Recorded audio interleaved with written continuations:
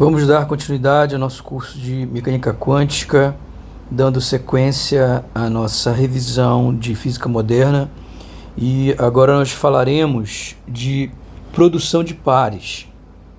Então,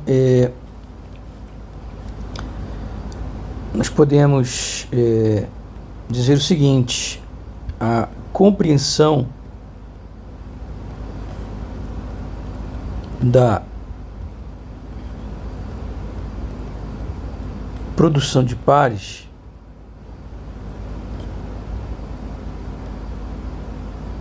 surge a partir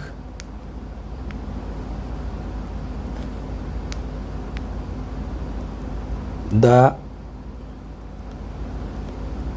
mecânica quântica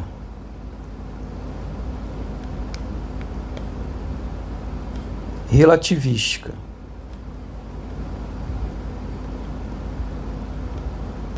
Ou seja, que une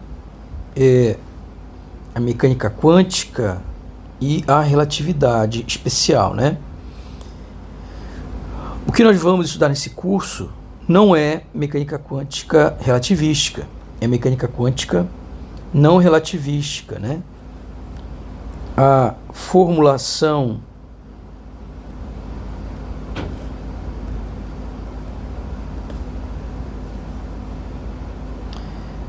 que nós estudaremos nesse curso, né? Que é a formulação de Schrödinger, né? E de Schrödinger e Heisenberg,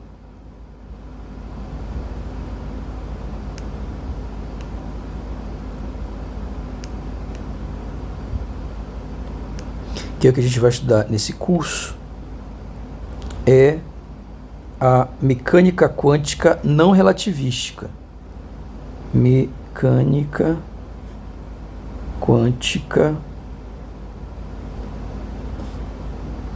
não relativística, a qual, o que ela descreve? Descreve partículas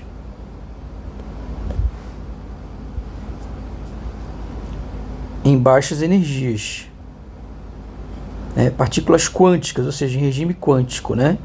Ou seja, quando o comprimento de onda associado à partícula ele é da ordem das dimensões do problema.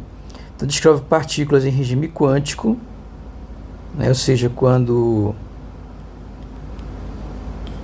você tem o comprimento de onda de Broglie da partícula, ela é da ordem das dimensões do problema envolvido, né? Lá do espalhador, né?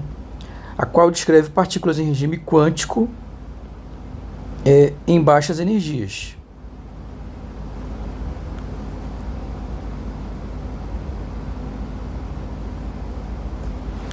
Agora, quando a gente vai para altas energias, essa mecânica quântica que a gente vai estudar nesse curso, a mecânica quântica não relativística, ela já não funciona mais, né? A qual descreve partículas em regime quântico em baixas energias, mas falha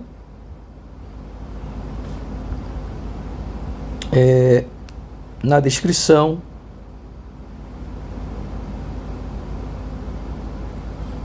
de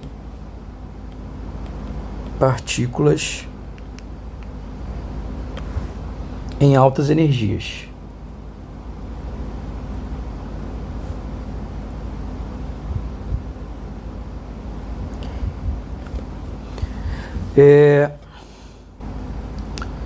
Duas coisas que a gente tem aí. Primeiro, que em altas energias você vai ter o problema da velocidade das partículas, né? Que já é da ordem da velocidade da luz. Então você não pode mais ignorar a relatividade especial, né? Nesse caso, Lembrando que a equação de Schrödinger não é relativística, né? O Schrödinger ele tentou fazer uma primeira versão relativística que é, na verdade, a equação de Klein-Gordon, né? Que é uma equação que, na verdade, não descreve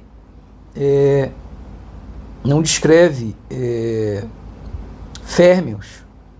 E, além disso, tem alguns problemas. Depois a gente vai falar um pouco sobre isso, né? E aí, como ele não conseguiu fazer essa versão relativística, ele criou a versão da equação de Schrödinger, que é uma versão não relativística. Então, ele fez baseado na equação lá no hamiltoniano clássico mesmo, né? Ele não conseguiu escrever em termos da relatividade especial, ele usou o hamiltoniano clássico mesmo, partiu disso para tentar escrever a equação de onda das ondas, né? De matéria, né? Que era como se pensava na época, né? Tem toda uma história, né? Que foi, na verdade, o Schrödinger. Tem um artigo que fala sobre isso, né? Conta essa história.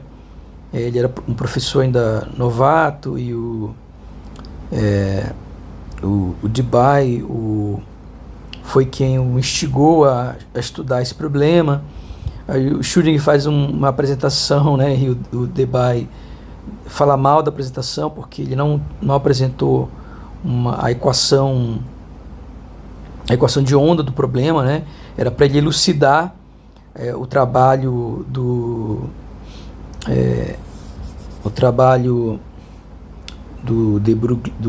de Broglie, né?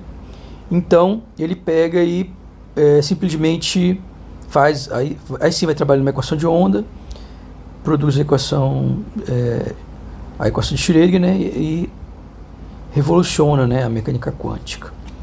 Agora, com uma equação não relativística, ok? Não tem relatividade especial no Schrödinger. E tem uma particularidade, eu vou falar daqui a pouco sobre isso, é que na equação de Schrödinger você coloca o spin ali na marra, né? Você coloca o spin na marra, ele não surge naturalmente, né? Vou falar aqui ainda isso. Posteriormente, surge sim uma equação relativística que descreve férmions, que é justamente, né? Ou seja, você pode aplicar para elétrons, que é do Paul Dirac, né? Então a equação de Dirac, o Dirac ele chega nessa equação para férmions, né? Uma equação relativística. E aí o que acontece é que ele consegue, o spin aparece naturalmente, né? Você não precisa impor o spin. Quando ele bota ele une relatividade especial e mecânica quântica numa mesma equação, o spin do elétron surge naturalmente. Além disso, surge uma outra solução que não é do elétron, que o Dirac vai interpretar como sendo uma partícula com a mesma massa do elétron, com a mesma módulo da carga, mas com o sinal da carga contrário, que seria o pósitron. E posteriormente, através de muitas observações experimentais, né, e entendendo bastante como era a trajetória dos elétrons, o Anderson, né, o Carl Anderson, ele vai ver ele observa lá uma trajetória que é exatamente idêntica a uma trajetória de elétron, né, com um comprimento correto, com a espessura correta, só que ela está virada para o lado contrário. Então, quer dizer, significa que na verdade, era justamente esse pósitron, né? Então, o Anderson ele consegue detectar esse pósitron que havia sido predito pelo Dirac usando a equação de Dirac, que é uma equação relativística, é uma equação lá da mecânica quântica relativística. O que nós não vamos ver isso nesse curso, tá? Esse curso inteiro ele é focado em mecânica quântica não relativística, né? Então, nesse caso, né, no caso de altas energias, no caso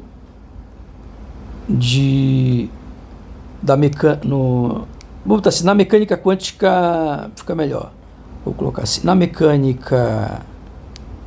vou colocar MQ só, na mecânica quântica relativística, relativística, as partículas elas estão no regime relativístico, ou seja, possuem velocidades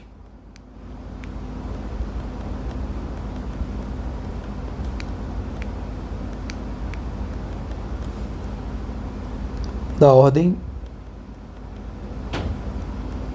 da velocidade da luz, né? Mas não é só isso. E vai ocorrer justamente esse fenômeno, que a gente vai ver que é o fenômeno pode ocorrer esse fenômeno da produção de pares. Porque se você tem muita energia, né, por você ter uma radiação gama com muita energia, e você tem um núcleo que possa absorver o impacto dessa radiação gama com muita energia, né, ele vai ter um momento e você tem que absorver o impacto. Pensa num canhão, né, que vai disparar balas de canhão, digamos que ele dispara várias balas ao mesmo tempo, esse canhão. E você tem a pólvora, né, ali que tem a energia. Essa energia, a pólvora é como se fosse esse fóton de alta energia que está trazendo essa energia. Essa energia vai ser transferida para as partículas. Só que quando essas partículas forem lançadas, né, com esse momento linear, você tem o recuo do canhão, né?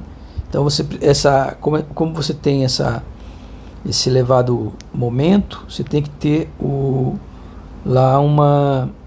você tem que ter um núcleo para absorver, né, esse recuo. E aí, então pode acontecer isso. Eu tenho lá um fóton com uma alta energia e não pode ser no vácuo, né? E aí você tem algum núcleo que possa absorver esse recuo. O que acontece é que você vai ter a produção de pares, né? E você vai formar, você pode formar lá um par partícula de partícula, né? Um elétron e um pósitron. E então quer dizer que você tem um problema onde o número de partículas não é conservado, né? Então,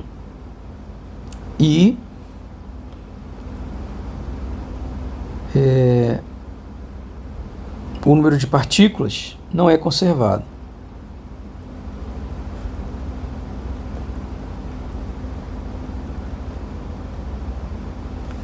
Não precisa ser conservado.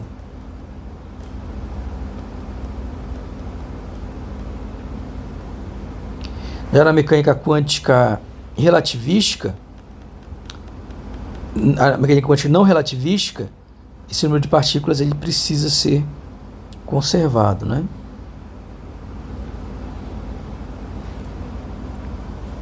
Ok, então vamos falar dessa questão do Schrödinger, né? Então,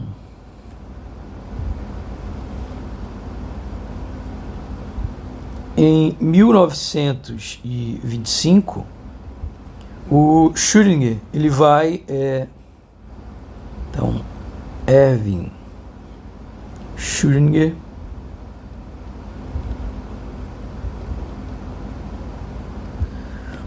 o Erwin Schrödinger ele vai formular uma equação de onda, formula uma primeira equação de onda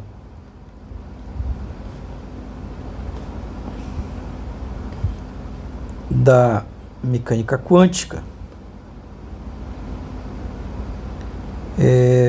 relativística.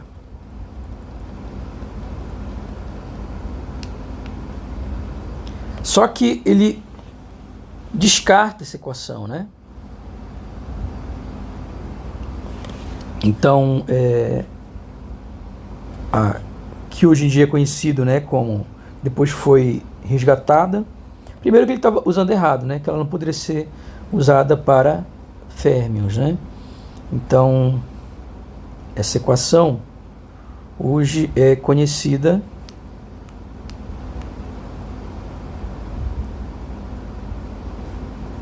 como equação de Klein-Gordon.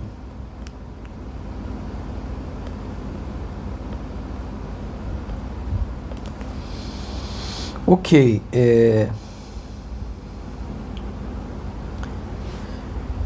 a qual foi descartada,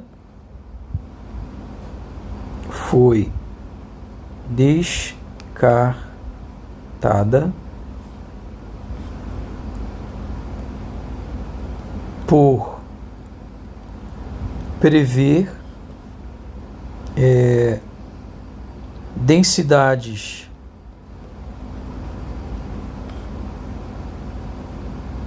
de probabilidade negativas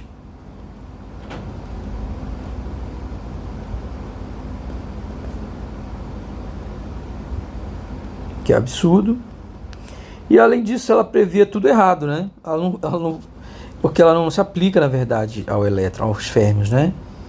E resultados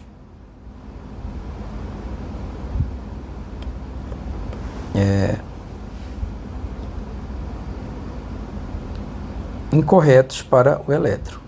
Então, os valores que ela previa, tudo incorreto para o elétron. Ou seja, não servia, não funcionava. Então, o Schrödinger desistiu dessa equação de onda, né? E aí ele parte para uma segunda equação. Então,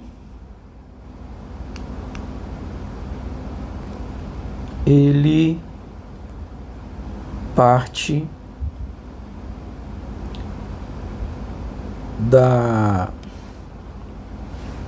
do hamiltoniano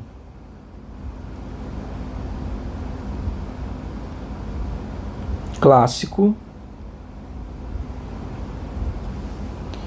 né? O relatividade é considerado clássico também, né? Mas assim, deu para entender, né? Ou seja, o hamiltoniano clássico não relativístico, né? Não relativístico,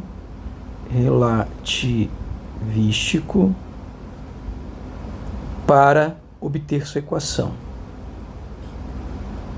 que é a famosa equação de Schrödinger. Ok, então tudo bacana aí. Ok, posteriormente, 2 anos depois, porque esse trabalho foi publicado em 1926, né? Então, vou colocar aqui publicada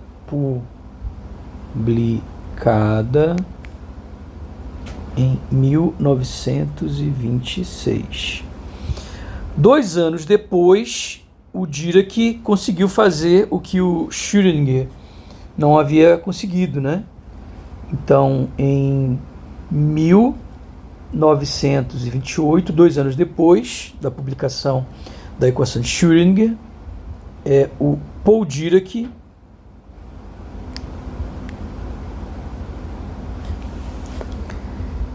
linearizou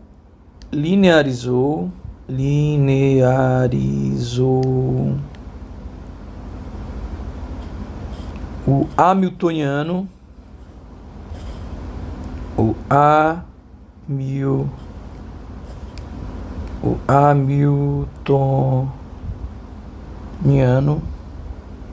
relativístico, ok? Introduzindo matrizes que naturalmente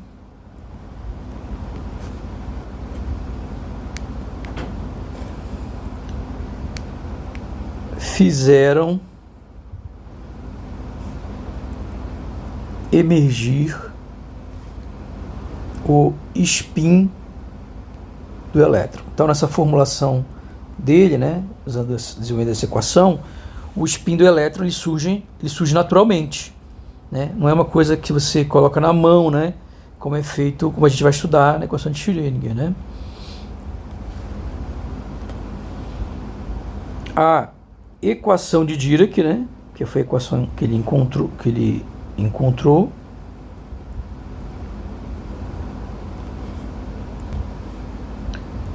fez a previsão teórica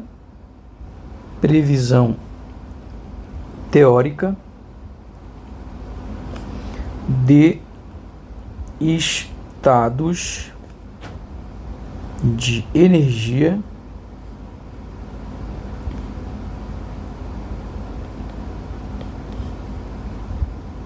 negativos. Então, a equação de Dirac fez a previsão teórica de estados de energia negativos, ou melhor, estados de energia negativa, que Dirac interpretou como partículas de mesma massa e carga oposta, ou seja, mesmo sinal, mesmo módulo mais sinal oposto, quer dizer isso, né? Mesmo módulo mais sinal contrário, carga oposta à do elétron. Ou seja, ele previu a existência do pósitron, que seria a antipartícula do como pósitron. O pósitron, a antipartícula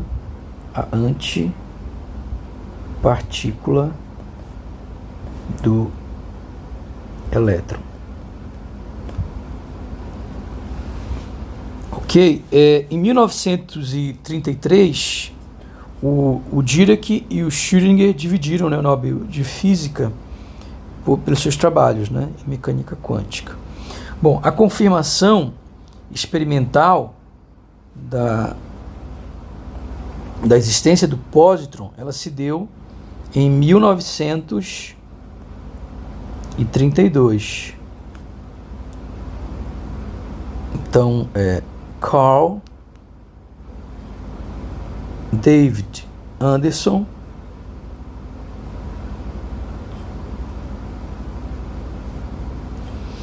analisando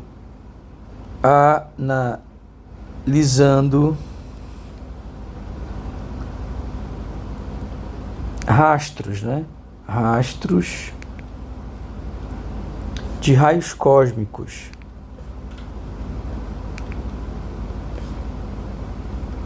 em uma câmara de nuvem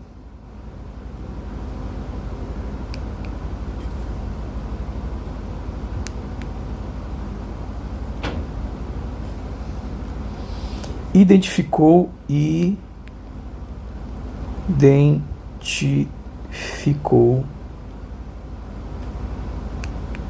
o pósitron. Bom, essa descoberta, né, do pósitron deu lá para o Anderson o Nobel de Física de 1936. Então, aquilo era uma arte, né? Os caras faziam a câmara de nuvem, né?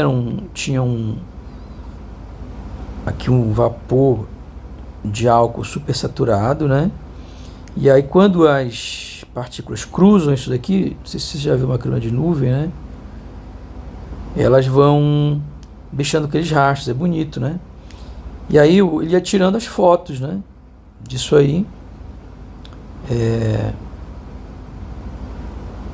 Então, basicamente é isso. Quando vinha a partícula, vem aqui, ele botava um campo magnético aqui, né? Intenso.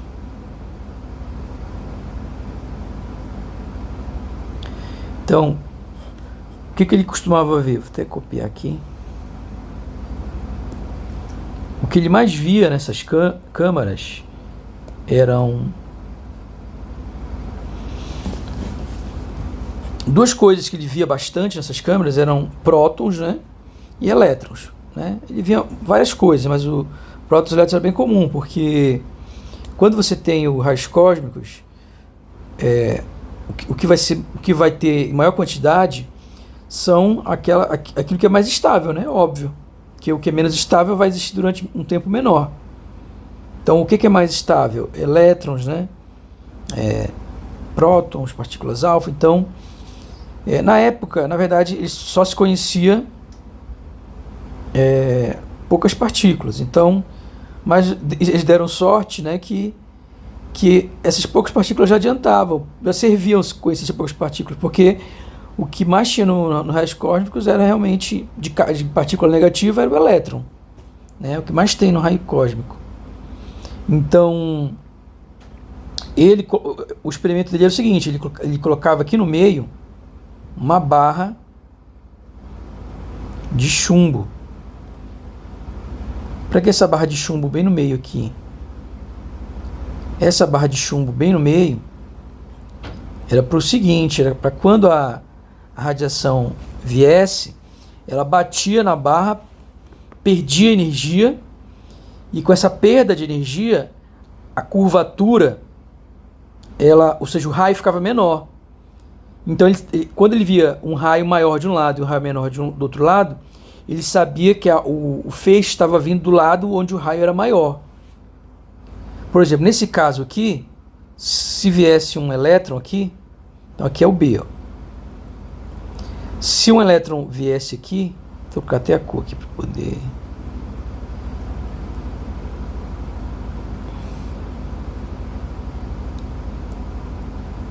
Se um elétron viesse aqui, ó, o que ia acontecer? Então ele... deixa eu fazer aqui, B, então é para a direita, né? Então ele ia para o lado de lá, ok. Então, vou colocar o campo elétrico, tanto faz, né? Não quero que fique igual a imagem, só para entender. Então nesse caso, a curva, por exemplo, se fosse um elétron, tudo depende de como o campo está setado, né? Se o campo para baixo, ele vai virar no sentido contrário. Digamos que o campo está para cima, só no nosso exemplo aqui. Não vai querer comparar com nada, falando do nosso exemplo aqui. Nosso exemplo, o cara vai ver uma curvatura aqui, quando bate aqui, ele perde energia. Então ele tem uma curvatura, mas ele perde energia, e quando ele passa, a curvatura aumenta. Então aqui ele vem um pouco mais reto aqui, quando bate aqui, a curvatura aumenta, ele curva muito mais. Quando ele bate aqui nessa barra de chumbo, porque ele perde energia. Então, desse lado aqui, onde a curvatura é maior, é de onde ele estava vindo, porque a energia era maior. Desse lado aqui, onde a curvatura é maior, não, aqui onde o raio é maior, a energia é maior, porque quando a energia diminui, esse raio diminui. Por que ele está dobrando para a esquerda? Porque a velocidade... Percebe que a velocidade está... Se eu for observar aqui, ó, a velocidade está... Vou trocar de novo para o... A velocidade... Ela está assim, né? Ó. Vem aqui, por exemplo. E o campo magnético está para cima. Então eu tenho que fazer... Tenho que pegar todos os meus dedos da mão, regra do parafuso da mão direita. E do V para o B. Você vai ver que nesse caso, a força magnética vai... O V vetorial B está para cá. Como a força magnética, quem é? Ela é Q, V vetorial B. Quando o Q for negativo, ele vai estar para o lado de lá. Então a força vai estar para o lado de lá, né? Então isso quer dizer que a força magnética vai estar para cá, ó.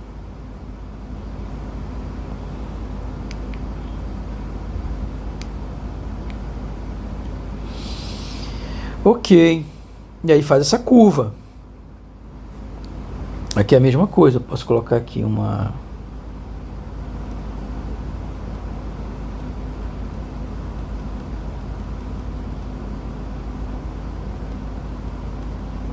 barra de chumbo. E aí você tem uma, né? No caso, o Anderson, o que vai afetar essa trajetória? O quanto ele consegue caminhar, o quanto ele vai, quantas gotículas ele vai formar, né, a espessura dessa trajetória, tudo isso aí você pode, fazendo várias observações, você consegue correlacionar isso com a energia, né, daquela partícula. Então, o Anderson, no seu artigo, pela trajetória ele consegue estimar qual é, né, não exatamente, mas ele consegue estimar qual é a carga, estimar qual é a massa da partícula. Ou seja, na verdade ele tinha o olho treinado já, né, que ele estava acostumado a ver, ele fazia fotos e mais fotos. Não sei quantas fotos ele viu quantas fotografias ele viu de elétrons, né, prótons, né. Então ele, na verdade, só de bater o olho ele sabia que era a partícula de um elétron, que era uma trajetória de um elétron. Só que quando ele viu, teve uma imagem que deu uma trajetória maluca. Que a trajetória era assim, né? Diminuía, que é o raio. Só que ela ia para o lado errado. Era uma trajetória de elétron indo para o lado errado. Ora, o que é uma trajetória de elétron indo para o lado errado, né? Charada. O que é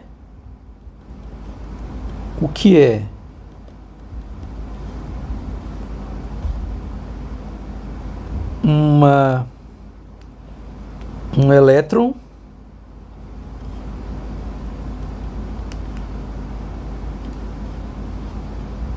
curvando para o lado errado, né, no campo magnético, obviamente. Charada. Um campo magnético, né?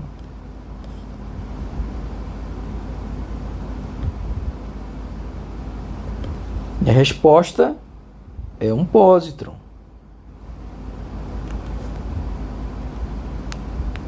Ou seja, é uma partícula que tem todas as características de um elétron, vai ter a mesma massa e carga do elétron em módulo, né?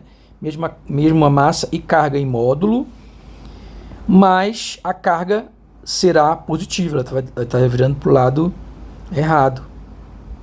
Só isso que mudava, ela era uma trajetória idêntica à trajetória de um elétron, só que curvando para o lado errado. Quer dizer que o sinal está trocado. Então quer dizer que ela é uma partícula idêntica ao elétron, mas girando para o lado errado, é um pósitron. Então, com isso, o Anderson ele comprovou, né, a existência do pósitron. Ok? Então, uma partícula que havia sido prevista em 1928 pelo Paul Dirac, através dessa equação, foi identificada, né, de maneira casual, né, porque ele analisava várias imagens e do nada apareceu uma imagem maluca lá que não fazia sentido, né? Uma partícula idêntica ao elétron, só que curvando para o lado errado.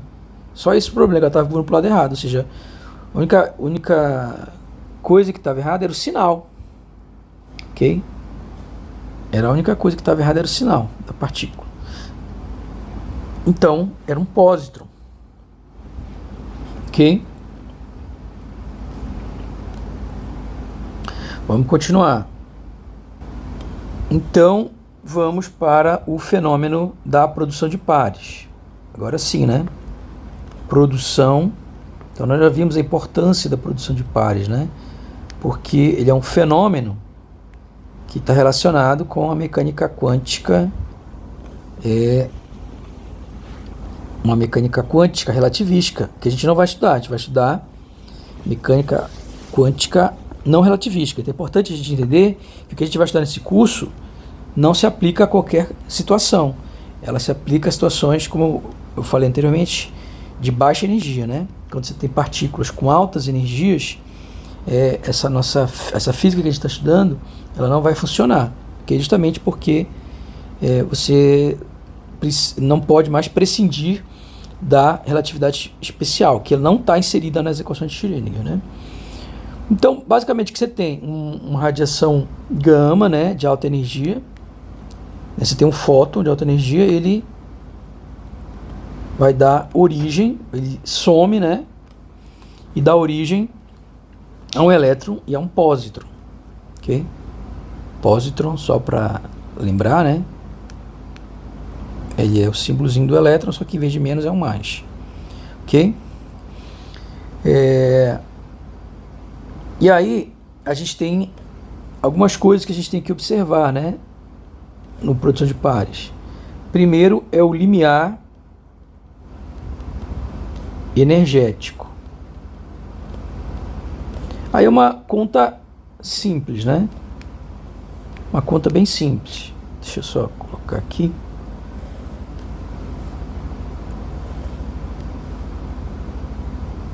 Uma continha simples, que é o seguinte: o fóton incidente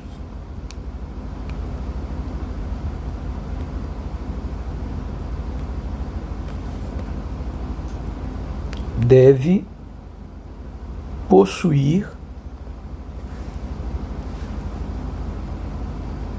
energia superior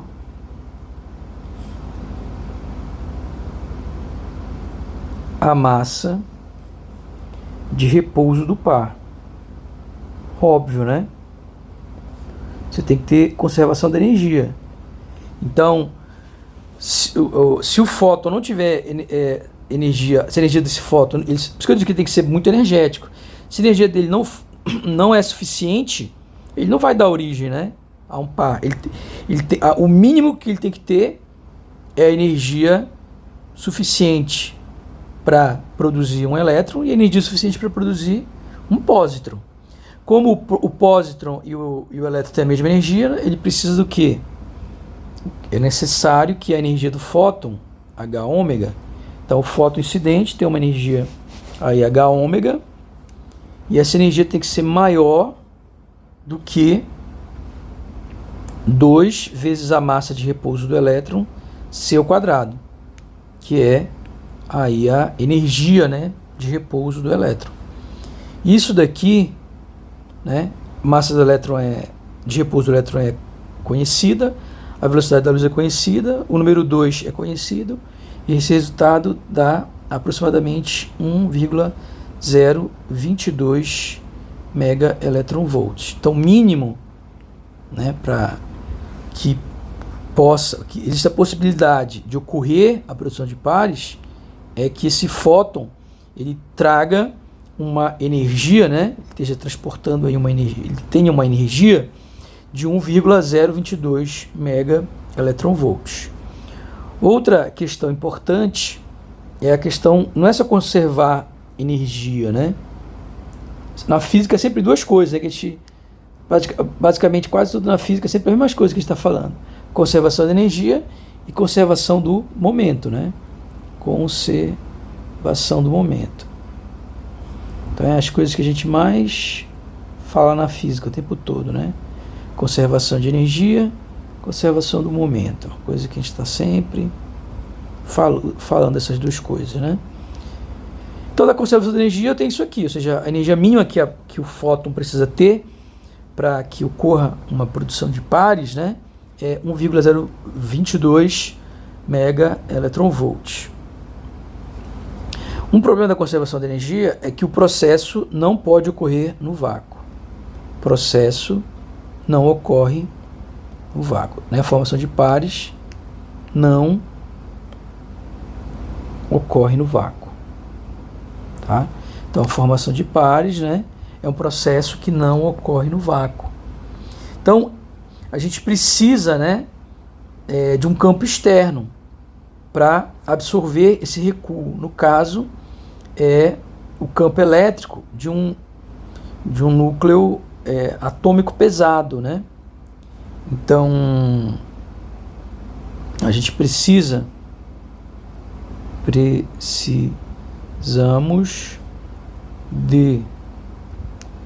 do campo elétrico de um núcleo pesado para absorver o recuo. Então significa que o quê? Que o recuo tem acento? Acho que não, né? Depois eu vejo aí, mas para ficar assim.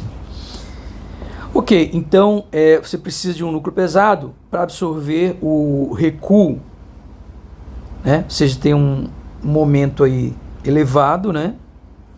E aí então você precisa desse, ou seja, a grande questão é que para garantir a conservação do momento, o processo não pode ocorrer no vácuo.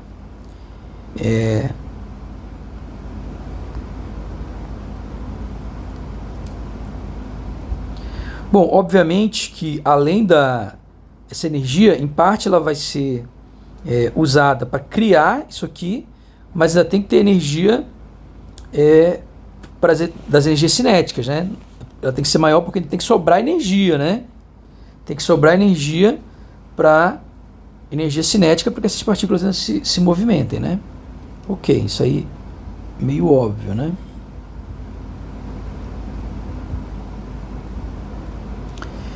E a gente tem ainda um processo que é o processo contrário, né? Que é o processo de aniquilação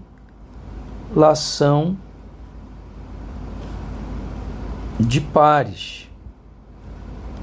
E o que é essa aniquilação de pares? Como eu acabei de falar, é exatamente o processo contrário, né? Então a aniquilação de pares entram um elétron e um pósitron, né? E aí eles interagem e vão dar origem a 2 fótons, né? Aí radiação gama, né, energética, 2 fótons aí. Então ocorre quando a matéria e a antimatéria interage, né, convertendo integralmente essas suas massas em energia, né, na forma de radiação gama, né? Ou seja, 2 fótons aí de alta energia, né? E por que tem que ser 2 fótons? Porque para essa questão da conservação do momento, né? Tá? Então você vai ter 2 fótons em direções opostas, né? E é justamente a ideia é essa, a ideia é que você tenha a conservação do momento. Pensa, né? Tá aqui o elétron, tá aqui o pósitron, eles vão colidir. Então, no final, o que eu vou ter? Um fóton e um fóton, né? Então, obviamente que eles precisam o quê? Precisa ter conservação do momento. Então, sempre a aniquilação de pares, sempre são formados 2 fótons, né?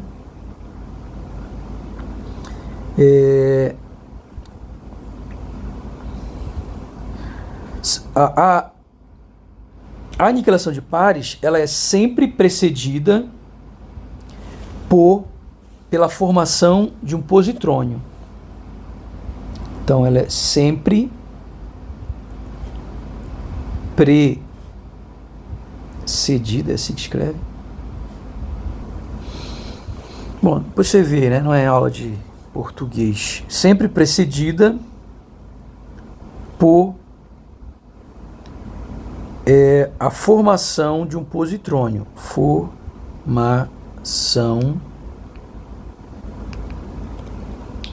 de um positrônio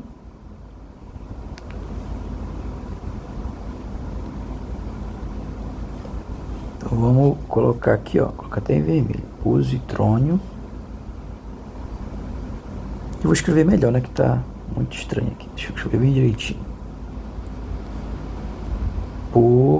Que é o nome estranho, né? Vou fazer ele bem direito para você ler aqui. Então, a formação de um positrônio de vida média de 10, da ordem de 10 a menos 10 segundos. Então é muito rápido, né? Que esse positrônio se forma, desaparece. Então você vai ter aí a colisão, né, do elétron com o pósitron. Na verdade, então, quando eles não vão logo dar origem diretamente ao par de fótons. Então ele forma primeiro um positrônio E aí, mais rapidamente, né, 10 a 10 menos 1 um tempo muito curto, ele desaparece, né, dando origem a 2 fótons. Então, positrônio seria isso, né, um elétron e um pósitron aqui girando, né? Então tem aqui o elétron e o pósitron girando em torno de um centro de massa aqui. Ok? Bom, então basicamente é isso, né? Então, na próxima vídeo a gente continua a nossa revisão de física moderna, né? Então, nossa primeira parte do curso é essa revisão de física moderna. Quando a gente terminar essa revisão de física moderna, a gente vai começar realmente o curso, né? Realmente falar de mecânica quântica. Então é isso.